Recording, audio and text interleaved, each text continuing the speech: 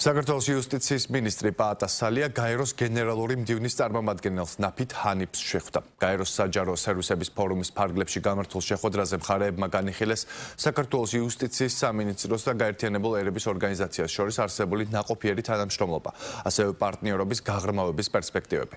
პაატა სალიამ ნავით ჰანიფს სახელმწიფო სერვისების მიწოდების ქართული მოდელი გააცნო და ხაზი გაუსვა ციფრული ტექნოლოგიების მნიშვნელობას საჯარო სერვისებზე ხელმისაწვდომობის უზრუნველყოფის პროცესში.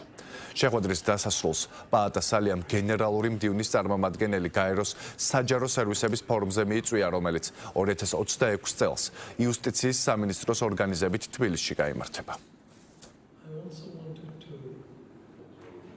შეხვედრა შეეხებოდა მომდევნო ფორუმის ჩატარება საქართველოში, მოიხსენებათ თბილისი მასპინძლოს გაეროს საჯარო სერვისების 2026 წლის ფორუმს, სადაც ასევე გაიმართება აჯილდოება საჯარო სერვისების სფეროში, რაც ერთიურად ზრდის ინტერესს ამ პოზიციების მიმართ. ჩვენ ვისაუბრეთ ასევე იმ მიმართულებებზე, სადაც გაეროს დახმარება ძალიან მნიშვნელოვანია საქართველოში საჯარო სერვისების განვითარებაში, განსაკუთრებით კი ციფრული ტრანსფორმაციის ნაწილში.